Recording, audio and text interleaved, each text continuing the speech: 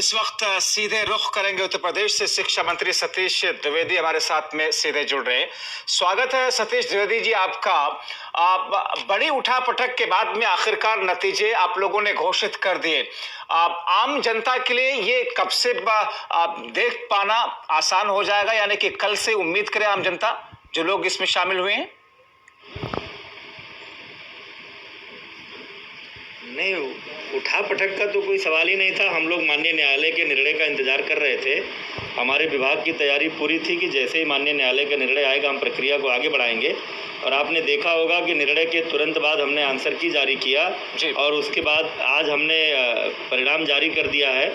आज ये स्पष्ट हो जाएगा कि कल देख लेंगे सभी अभ्यर्थी की कौन क्वालिफाई किया है कट ऑफ के जो अंक हैं उसके आधार पर, और इसके बाद उनके एकेडमिक क्वालिफिकेशन के अंक उसमें जोड़े जाएंगे और फाइनल मेरिट बनेगी, जिसमें 69,000 लोग कौन से होंगे जिनको भर्ती किया जाएगा, और उस आधार पर फिर जिलेवार उनसे विकल्प लेकर के उनके अंतिम नियुक्ति की प्रक्रिया पूरी की जाएगी। तो क्या ये माना जाए कि अगले एक हफ्ते के भीतर भीतर उनको नियुक्ति पत्र दे दिया जाएगा? नहीं, देखिए, मैं ये डेडलाइन नहीं दे रहा हूँ आपको। मैंने देखिए, ये नियुक्ति प्रक्रिया ही है। जो कुछ हो रहा है नियुक्ति प्रक्रिया है। ये आज रिजल्ट जारी हुआ है। इसके बाद जो लोग क्वालिफाई किए हैं इनके इन नंबरों के साथ ही साथ इनके एकेडमिक क्वालिफिकेशन जो हाई स्कूल, इंटरमीडिएट, बीए, ये सब नंबर भी जोड़े जाने हैं। इसके बाद फाइनल लिस्ट बनेगी कि वो 69,000 लोग कौन हैं जिनको भर्ती किया जाना है। फिर उनसे जिलेवार, चूँकि जिला स्तरीय भर्ती होती है, फिर उनको जिलेवार उनसे विकल्प मांगे जाएंगे। उन विकल्पों के आधार पर ऑनलाइन काउंसलिंग करके जिलेवार अंतिम सूची जारी की जाएगी। तो इसमें थोड़ा समय लग सकता है, लेकिन ये नियुक्ति प्रक्रिया आज औपचारिक रूप से ये भर्ती प्रक्रिया शुरू हो गई। जी सतीश द्विवेदी जी, जैसा कि इलाहाबाद हाई कोर्ट के लखनऊ के डबल बेंच ने 3 महीने का वक्त आप लोगों को दिया है, मगर ये प्रक्रिया जल्द उससे पहले ही पूरी होगी। लेकिन सुप्रीम कोर्ट में अब मामला पहुंच गया है, अभ्यर्थी सुप्रीम कोर्ट जा चुके हैं, आप लोगों की तरफ से भी कैविएट दाखिल की जा चुकी है। अगर सुप्रीम कोर्ट से इस पर स्टे आ जाता है तो फिर सिचुएशन कैसे देखते हैं आप? नहीं, इस तरह की कल्पना क्यों करें हम। देखिए, इस देश में हर नागरिक को एक कानूनी अधिकार है कि अगर वो माननीय उच्च न्यायालय के फैसले से संतुष्ट नहीं होता है तो माननीय सर्वोच्च न्यायालय में जा सकता है।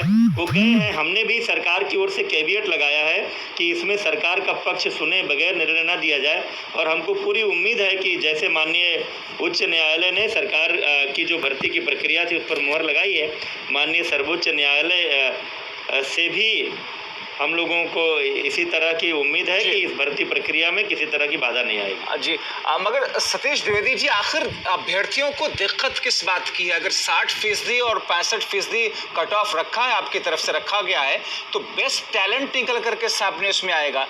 उन्हें परेशानी इस बात से लेकर के क्यों हो रही है? कोई बातचीत आप लोगों की उन अभ्यर्थियों से हुई अब तक? देखिए, अब ये बातें पुरानी हो गई। हम लोगों से भी कई स्तरों की बात हुई और लोग संतुष्ट नहीं हुए, तो न्यायालय गए। माननीय न्यायालय ने दोनों पक्षों को सुना और अंत में जब माननीय उच्च न्यायालय का फैसला 65% 60% पर आ गया तो उस पर कोई टिप्पणी करना अब उचित नहीं है। अब तो चीज़ें आगे बढ़ गई। नहीं, सवाल इसीलिए है मंत्री जी कि सुप्रीम कोर्ट में मामला है, आपकी सरकार अब इसका रिजल्ट जारी कर रही है, यानी कि प्रक्रिया आगे बढ़ रही है। अगर स्टे की जैसी सिचुएशन आ जाती है, मान के चलते हैं कि स्टे नहीं होगा और आप लोगों के पक्ष में सुप्रीम कोर्ट में भी फैसला आ जाएगा, लेकिन अगर पक्ष में फैसला नहीं आया तो फिर क्या ये आधार में लटकेगा? फिर से नए सिरे से प्रक्रिया की शुरुआत होगी? नहीं, इस तरह के काल्पनिक प्रश्नों के आधार पर हम कोई निर्णय नहीं ले सकते। हम आज की स्थिति है कि माननीय उच्च न्यायालय ने इस भर्ती प्रक्रिया को आगे बढ़ाने के लिए निर्णय दिया है, उस आधार पर हम काम कर रहे हैं। अब अगर मगर के आधार पर हम फैसला नहीं कर सकते। जैसा अभी तक हम अपनी भर्ती प्रक्रिया को सुचारू रूप से संपन्न कराने का प्रयास कर रहे हैं। बिल्कुल, अगर उच्च न्यायालय का कोई निर्णय आएगा तो उस समय देखा। बिल्कुल, बहुत अप्रिशिएटिंग है आपका ये अंदाजा और आपका ये आश्वासन। जाहिर तौर पर उम्मीद भी यही करेंगे कि आप लोग जिस तरीके से काम कर रहे हैं, 60 और 65% का जो लक्ष्य रखा है, जो कट ऑफ रखा है, सरकार के इस फैसले पर सुप्रीम कोर्ट शायद सहमति भी जताए या शायद नहीं, वो आगे के बात है, लेकिन अब जो व्यवस्था आप देख रहे हैं शिक्षा के, खासतौर पर इस लॉकडाउन के बीच में जिस तरीके की पूरी प्रक्रिया चल रही है, अब ये कितना बड़ा चुनौतीपूर्ण है सरकार के लिए, खासतौर पर बच्चों के लिए, एग्जामिनेशन से जुड़ी हुई चीज़ों के लिए या फिर उनकी पढ़ाई के लिए?